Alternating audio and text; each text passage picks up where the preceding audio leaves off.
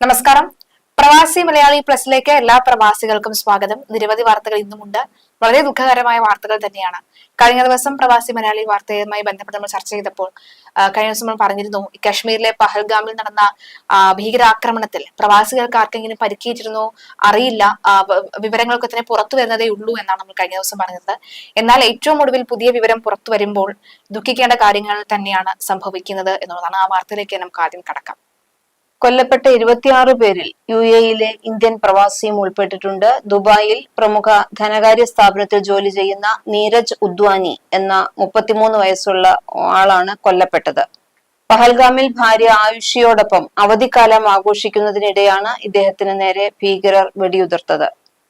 ഇന്ത്യയിലെത്തിയ ദമ്പതികൾ ഹിമാചൽ പ്രദേശിൽ സുഹൃത്തിന്റെ വിവാഹ ചടങ്ങിൽ പങ്കെടുത്തിരുന്നു. അതിനുശേഷം അവധി ആഘോഷിക്കാൻ കാശ്മീരിലേക്ക് പോയതായിരുന്നു.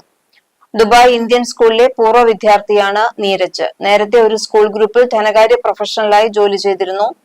2023 ഫെബ്രുവരിയിലാണ് നീരജിന്റെയും ആയുഷിയുടെയും വിവാഹം നടന്നത്. നീരജിന്റെ മരണം UAE-യിലെ പ്രവാസി സുഹൃത്തുക്കൾക്കെല്ലാം തീരാവേദനയായി എന്നാണ് റിപ്പോർട്ട് ചെയ്തിരിക്കുന്നത്. മാത്രമല്ല, ഈ സൗദിയും UK-യും അടക്കമുള്ള പ്രവാസ രാജ്യങ്ങളൊക്കെ തന്നെ ഈ ഒരു ഭീകരാക്രമണത്തിൽ നിലപാട് അറിയിച്ചിട്ടുണ്ട്. ഇന്ത്യയോടൊപ്പം തന്നെയാണ് നിലപാട് വ്യക്തമാക്കുന്നത്. ഇന്ത്യക്ക് കുവൈത്തിന്റെ അടക്കം ഐക്യദാർഢ്യവും ഒക്കെ തന്നെ ലഭിക്കുന്നുണ്ട്. ജമ്മു കാശ്മീരിലെ പഹൽഗാമിൽ ഉണ്ടായ ഭീകരാക്രമണത്തിൽ നിരവധി പേർ കൊല്ലപ്പെട്ടതിനെ കുവൈത്ത് ശക്തമായി തന്നെ അപലപിച്ചു. സംഭവത്തിൽ കുവൈത്ത് വിദേശകാര്യ മന്ത്രാലയം അഗാധമായ ദുഃഖം രേഖപ്പെടുത്തുകയും എല്ലാത്തരം ഭീകരതകളെയും അവയ്ക്ക് പിന്നിലെ കാരണങ്ങൾ പരിഗണിക്കാതെ രാജ്യം ശക്തമായി നിരാകരിക്കുമെന്ന ഒരു ഔദ്യോഗിക പ്രസ്താവനയിൽ സ്ഥിരീകരിച്ചിട്ടുണ്ട്. നിരവധി പേർ കൊല്ലപ്പെട്ട ആക്രമണത്തിൽ കുവൈത്ത് അമീർ ഷെയ്ഖ് മിഷാൽ അൽ അഹമ്മദ് അൽ ജബാർ അൽ സബാഹ്, കിരീടാവകാശി ഷെയ്ഖ് സബാഹ് അൽ ഖാലിദ് അൽ സബാഹ്, പ്രധാനമന്ത്രി ഷെയ്ഖ് അഹമ്മദ് അബ്ദുള്ള അൽ അബ്ബാസ് എന്നിവർ അഗാധമായ ദുഃഖം രേഖപ്പെടുത്തിയിട്ടുണ്ട്. കൊല്ലപ്പെട്ടവരുടെ കുടുംബങ്ങൾക്ക് അനുശോചനം അറിയിക്കുകയും പരിക്കേറ്റവർക്ക് വേഗത്തിൽ സുഖം പ്രാപിക്കട്ടെ എന്ന് ആശംസിക്കുകയും ചെയ്തിരിക്കുകയാണ്.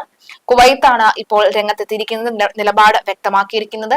മറ്റ് പ്രവാസി രാജ്യങ്ങളൊക്കെ തന്നെ ഇത്തരത്തിൽ ഇന്ത്യയോടൊപ്പം ഞങ്ങൾ ഉണ്ട് എന്ന് പറയുന്നു. മാത്രമല്ല, വർഷങ്ങൾക്ക് ശേഷം ദമാമിലേക്ക് പ്രധാനമന്ത്രി നരേന്ദ്രമോദി എത്തുന്ന ആ സാഹചര്യത്തിലായിരുന്നു ഈ ഒരു വളരെ ദുരന്തകരമായിട്ടുള്ള വാർത്ത തേടിയെത്തിയത്. അതുകൊണ്ട് ആ ഒരു ഖേദകരവും ഉണ്ട്. എനിക്ക് തോന്നുന്നു പ്രധാനമന്ത്രി നരേന്ദ്രമോദി ആദ്യം ആ ഷോക്കോടുകൂടി ആ വാർത്ത കേൾക്കുമ്പോൾ സത്യത്തിൽ ഒന്ന് കെട്ടിപ്പിടിക്കാൻ ആരോടെങ്കിലും ഒന്ന് പറഞ്ഞ്, ഇപ്പൊ പ്രധാനമന്ത്രി ആണെങ്കിൽ പോലും രാജ്യത്തിനെ തലപ്പത്തിരിക്കുന്ന ഒരു വ്യക്തിയാണെങ്കിൽ പോലും ഇത്രയും വലിയൊരു ദുരന്തം സംഭവിക്കുമ്പോൾ ഒരു മനുഷ്യനാണ്, ഒരു ദുഃഖം ഉണ്ടാകാനുള്ള സാധ്യതയുണ്ട്. മറ്റ് പൊളിറ്റിക്സ് ഒക്കെ തന്നെ മാറ്റി നിർത്തി കഴിഞ്ഞാൽ ഒരു മനുഷ്യനാണ്, ദുഃഖം ഉണ്ടാകാനുള്ള സാധ്യതയുണ്ട്. അപ്പോൾ അവിടെ സുൽത്താൻ മാത്രമേ ഉണ്ടായിരുന്നുള്ളൂ അദ്ദേഹത്തെ ഒന്ന് ചേർത്ത് പിടിച്ച് ആശ്വസിപ്പിക്കാനായിട്ട്, ആശ്ലേഷിപ്പിച്ച് അദ്ദേഹം അവർക്ക് കഴിയുന്ന വിധം, അതായത് അദ്ദേഹത്തിന് അമീന് കഴിയുന്ന വിധത്തിൽ സമാധാനിപ്പിക്കുകയും ഒക്കെ ചെയ്തിരുന്നു. എന്തായാലും അവിടെ നിന്നുകൊണ്ടാണ് ഈ ഒരു വാർത്ത കേൾക്കുന്നത്. ഉടനെ തന്നെ യാത്രയൊക്കെ തന്നെ മതിയാക്കിക്കൊണ്ട്, ഒരുപക്ഷെ ഇന്നിങ്ങനെ ഒരു ഭീകരാക്രമണം നടന്നില്ല എന്നെങ്കിൽ ഇന്ന് പ്രധാനമന്ത്രി നരേന്ദ്രമോദി അവിടെ നിൽക്കുകയും പ്രധാനപ്പെട്ട മറ്റെല്ലാ കാര്യങ്ങളിൽ പങ്കെടുക്കുകയും ഒക്കെ തന്നെ ചെയ്തിരുന്നതിന് നമുക്കൊരു പക്ഷെ വളരെ നിരവധി സന്തോഷകരമായ വാർത്തകളായിരുന്നതിനെ ഒരു പക്ഷെ നമ്മൾ ഈ ബുള്ളറ്റിനിലൊക്കെ തന്നെ ഉൾപ്പെടുത്തേണ്ടിയിരുന്നത്. പക്ഷെ വിധി മറ്റൊന്നായിരുന്നു. എന്തായാലും മറ്റു വാർത്തകൾക്ക് കൂടി നമുക്ക് നോക്കാം.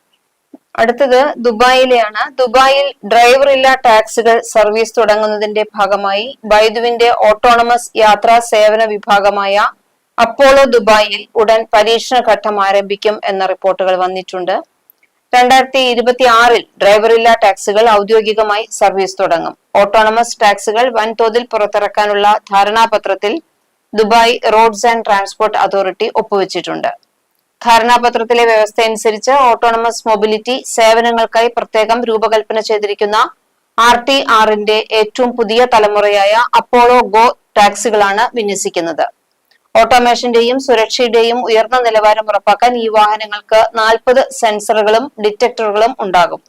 വരും മാസങ്ങളിൽ 50 വാഹനങ്ങളുമായി ഡാറ്റ ശേഖരണവും പരീക്ഷണ യാത്രയും തുടങ്ങാനാണ് ലക്ഷ്യമിടുന്നത്. അടുത്ത 3 വർഷത്തിനുള്ളിൽ ഓട്ടോണമസ് ടാക്സികളുടെ എണ്ണം 1000-ആയി വർദ്ധിപ്പിക്കുമെന്ന് അധികൃതർ വ്യക്തമാക്കിയിട്ടുണ്ട്. ചൈനയ്ക്കും ഹോങ്കോങ്ങിനും പുറത്ത് അപ്പോളോ ഗോയുടെ ആദ്യ അന്താരാഷ്ട്ര ഓപ്പറേഷനായിരിക്കും ഇത്. കമ്പനി ഇന്നുവരെ 150 ദശലക്ഷം കിലോമീറ്ററിലധികം സുരക്ഷിത ഡ്രൈവിംഗ് നടത്തിയിട്ടുണ്ട്. 10 ദശലക്ഷത്തിലധികം ഓട്ടോണമസ് യാത്രകളും പൂർത്തിയാക്കിയിട്ടുള്ളതാണ്. ലോകത്തിലെ ഏറ്റവും വലിയ ഓട്ടോണമസ് വാഹന വ്യൂഹങ്ങളുടെ ഓപ്പറേറ്ററായി ഇന്ന് ഈ സ്ഥാപനം വളർന്നു കഴിഞ്ഞിട്ടുണ്ട്. ഔദ്യോഗിക തുടക്കം 2026-ലാണുള്ളത്. ഊബർ ടെക്നോളജിയുമായും വി റൈഡുമായും സഹകരിച്ച് ഈ മാസം ആദ്യം RTA ഊബർ പ്ലാറ്റ്ഫോം വഴി ദുബായിൽ ഓട്ടോണമസ് വാഹനങ്ങൾ പുറത്തിറക്കിയിരുന്നു. റൈഡ് ഹെയിലിംഗ് ആപ്പായ യൂബറും ചൈനയുടെ ഓട്ടോണമസ് വെഹിക്കിൾ ടെക്നോളജി സ്ഥാപനമായ വി റൈഡും കഴിഞ്ഞ വർഷം അബുദാബിയിൽ ഒരു വാണിജ്യ ഡ്രൈവറില്ലാ ടാക്സി സേവനവും ആരംഭിച്ചിരുന്നു. അപ്പോൾ ഇനി ദുബായിൽ ഡ്രൈവർ ഇല്ലാത്ത വാഹനങ്ങൾ ഓടാൻ തുടങ്ങുന്നു. എങ്ങനെയാണല്ലേ അത് ഉണ്ടാവുക എന്നുള്ളൊരു വലിയൊരു ആകാംക്ഷയിൽ 2026 അത് പ്രാവർത്തികമാകും. തീർച്ചയായിട്ടും. മറ്റൊരു വാർത്ത വരുന്നത് പ്രവാസികൾക്ക് ആശ്വാസമായി ബഹ്റൈനിൽ നിന്ന് കൊച്ചിയിലേക്ക് സർവീസുകളുമായി ഇൻഡിഗോ എയർലൈൻസ് വരികയാണ്. മറ്റു വിമാന കമ്പനികൾ സർവീസുകൾ വെട്ടിക്കുറച്ച സാഹചര്യത്തിൽ താൽക്കാലിക ആശ്വാസമാവുകയാണ് ഇൻഡിഗോയുടെ ഈ സർവീസ്. ജൂൺ 15 ആരംഭിക്കുന്ന സർവീസ് സെപ്റ്റംബർ 20 വരെ നീളും. ദിവസവും രാത്രി 10:20 ബഹ്റൈൻ കൊച്ചി റൂട്ടിലും വൈകിട്ട് 7:30 കൊച്ചി ബഹ്റൈൻ റൂട്ടിലും ഓരോ സർവീസ് വീതം ഉണ്ടാകും. നേരത്തെ കോഴിക്കോട്ടേക്കുള്ള ഗൾഫ് എയർ സർവീസ് പൂർണ്ണമായും നിർത്തലാക്കിയിരുന്നു. ഞായർ, തിങ്കൾ, ബുധൻ, വെള്ളി ദിവസങ്ങളിലാണ് ഗൾഫ് എയർ കൊച്ചിയിലേക്ക് സർവീസ് നടത്തുന്നത്. ഏപ്രിൽ 1 മുതൽ 2026 മാർച്ച് വരെ കൊച്ചിയിലേക്കും തിരിച്ച് ബഹ്റൈനിലേക്കുമുള്ള ചൊവ്വ, ബുധൻ ദിവസങ്ങളിലെ സർവീസുകൾ എയർ ഇന്ത്യയും വെട്ടിക്കുറച്ചിരുന്നു. എന്തായാലും ഒന്നെങ്കിൽ ഒന്ന് മതി അല്ലെ ടീച്ചർ? ഒരു സർവീസ് മതിയാകും. അതായത് ഒരു വലിയ തരത്തിലൊരു ക്ലേശകരം യാത്രാ ക്ലേശം നമുക്ക് ഒഴിവാക്കി സാധാരണ രീതിയിലേക്ക് കൊണ്ടുവരാൻ കഴിയും എന്ന് തന്നെയാണ് ഈ ഒരു വാർത്ത സൂചിപ്പിക്കുന്നത്. എന്തായാലും ഇൻഡിഗോയുടെ ഈ ഒരു നടപടി വളരെ പ്രധാനപ്പെട്ട ഒന്നാണ് എന്ന് നമുക്ക് പറയേണ്ടിയിരിക്കുന്നു. ഇൻഡിഗോയുടെ ഈ ഒരു വാർത്ത കേട്ട് പ്രവാസികൾക്ക് തന്നെ സന്തോഷകരമാകുന്നുണ്ടെന്നാണ് വിവരം നമുക്ക് ലഭിക്കുന്നത്. മറ്റൊരു വാർത്തയിലേക്ക് കൂടി പോകാം. അടുത്തത്, മോദി കഴിഞ്ഞ പ്രാവശ്യം വന്നപ്പോൾ വളരെ ഒരു ഗായകന്റെ ഹിന്ദി ഗാനത്തിന് കൈയടിച്ച് പ്രോത്സാഹിപ്പിച്ചിരുന്നു. ആ ഗായകന്റെ ഹിന്ദി ഗാനം ഇപ്പോൾ വൈറലായിരിക്കുകയാണ്. ഇന്ത്യൻ പ്രധാനമന്ത്രി നരേന്ദ്രമോദി സൗദി സന്ദർശിക്കുന്ന സമയത്താണ് ജിദ്ദയിലെ റിറ്റ്സ് കാൾട്ടൺ ഹോട്ടലിൽ പ്രവാസി ഇന്ത്യക്കാരുമായി സംവദിക്കുന്ന പരിപാടിക്ക് എത്തിയിരുന്നത്. അന്നാണ് അത് വരവേൽക്കാൻ അണിനിരുന്നവർക്കിടയിൽ നിന്ന് ഹിന്ദി ഗാനം പാടിയ ഒരു സൗദി ഗായകൻ ഉണ്ടായിരുന്നു. മനോഹരമായ ആ പാട്ട് മുഴുവൻ കേട്ടുനിന്ന് മോദി ആസ്വദിച്ചിരുന്നു. അത് തീർന്നപ്പോൾ കൈയടിച്ച് പ്രോത്സാഹിപ്പിക്കുകയും ചെയ്തു. റിയാദ് സ്വദേശി ഹാഷിം അബ്ബാസ് ആണ് ആ സൗദി ഗായകൻ. ചൊവ്വാഴ്ച ഉച്ചയ്ക്ക് 12:40 Jeddah King Abdul Aziz International എയർപോർട്ടിൽ ഇറങ്ങിയ മോദി ആദ്യം പോയത് പ്രവാസി ഇന്ത്യക്കാരുടെ പരിപാടിയിൽ പങ്കെടുക്കാൻ ജിദ്ദയിലെ റിറ്റ്സ് കാൾട്ടൺ ഹോട്ടലിലേക്കായിരുന്നു.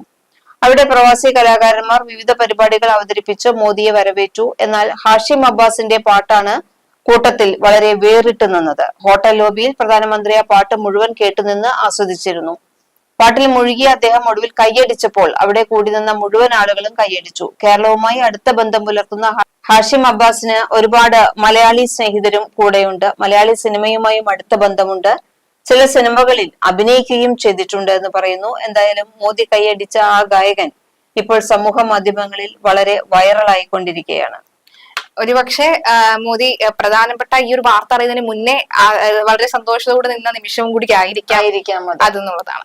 എന്തായാലും അദ്ദേഹത്തിന്റെ ഒരുപക്ഷെ ഈ ഒരു ഘട്ടമൊക്കെ കഴിഞ്ഞതിന് ശേഷം ഒരുപക്ഷെ വീണ്ടും സൗദിയിലേക്ക് എത്തുമ്പോൾ അദ്ദേഹത്തെ നേരിട്ട് കാണാനും ആശംസ അറിയിക്കാനുള്ള സാധ്യത വളരെ കൂടുതലാണ്. എന്തായാലും സൗദി ഒരുക്കിയ ആ ഒരു സർപ്രൈസിലൊക്കെ തന്നെ വളരെയധികം സന്തോഷത്തിൽ തന്നെയാണ് പ്രധാനമന്ത്രി ഇപ്പോൾ ഉള്ളത് എന്ന വാർത്ത കൂടി പുറത്തു വരികയാണ്. എന്തായാലും നിരവധി വാർത്തകൾ ഇനിയും ബാക്കിയുണ്ട്. ഒപ്പം അതുപോലെ തന്നെ UK നിന്നുള്ള ഒരു വാർത്ത വരുന്നത്, UK 10ാം ക്ലാസ്സിൽ പഠിക്കുന്ന ഒരു വിദ്യാർത്ഥി മരണപ്പെട്ടു എന്നൊരു വാർത്ത കൂടി വന്നിട്ടുണ്ട്. അപകടത്തിലാണ് മരണപ്പെട്ടു പോയതെന്ന് പറയുന്നു. കേരളത്തിൽ എവിടെയാണെന്നുള്ള കൃത്യമായ വിവരം കൂടി വന്നിട്ടില്ല. അതുമായി ബന്ധപ്പെട്ട വിവരം നാളെ നമുക്ക് അപ്ഡേറ്റ് ചെയ്യാവുന്നതാണ്. വിവരം നിരവധി നമുക്ക് ലഭിക്കും. നമുക്ക് നാളത്തെ ബുള്ളറ്റിനിൽ അത് ആഡ് ഓൺ ചെയ്യാവുന്നതാണ്. എന്തായാലും മറ്റ് വിശേഷങ്ങളൊക്കെ തന്നെ എന്താണ് പ്രവാസ ലോകത്ത് ഇപ്പോൾ നടക്കുന്നത് എന്ന് കൂടി ഞങ്ങളെ അറിയിക്കുക. കാലാവസ്ഥയൊക്കെ തന്നെ എങ്ങനെ പോകുന്നു, കാലാവസ്ഥ വ്യതിയാനം എന്തൊക്കെയാണ്, മറ്റ് മാറ്റങ്ങളൊക്കെ തന്നെ അതായത് ഭരണതലത്തിൽ എന്തെങ്കിലും തരത്തിലുള്ള മാറ്റങ്ങൾ ഉണ്ടോ എന്നുള്ള തരത്തിലുള്ള വാർത്തകളൊക്കെ ഉണ്ടെങ്കിൽ നമ്മളെ അറിയിക്കാൻ മറക്കരുത്. മറ്റൊരു വാർത്ത, വാട്ടർ തീം പാർക്ക്, പുതിയൊരു വാട്ടർ തീം പാർക്ക് ഒക്കെ തന്നെ സൗദിയിൽ വരുന്നുണ്ട് എന്നുള്ള വാർത്ത കൂടി കേട്ടിരുന്നു. അതെ, അപ്പോൾ ഇതിനെ കുറിച്ചുള്ള കൂടുതൽ വാർത്തകൾ ഞങ്ങളെ അറിയിക്കുക. ആ വാർത്തകൾ ഞങ്ങൾ തീർച്ചയായിട്ടും ഈ ബുള്ളറ്റിൻ ഉൾപ്പെടുത്തുന്നതായിരിക്കും. നിങ്ങളുടെ ഭാഗത്തു നിന്നുള്ള പ്രവാസി വാർത്തകൾ എന്തെങ്കിലും ഉണ്ടെങ്കിൽ കമന്റ് ബോക്സിൽ ഞങ്ങളെ അത് അറിയിക്കാം. ആ ന്യൂസ് അടുത്ത ബുള്ളറ്റിന് ഞങ്ങളത് ചേർക്കുന്നതാണ്. തീർച്ചയായും. അതുവരേക്കും നമസ്കാരം.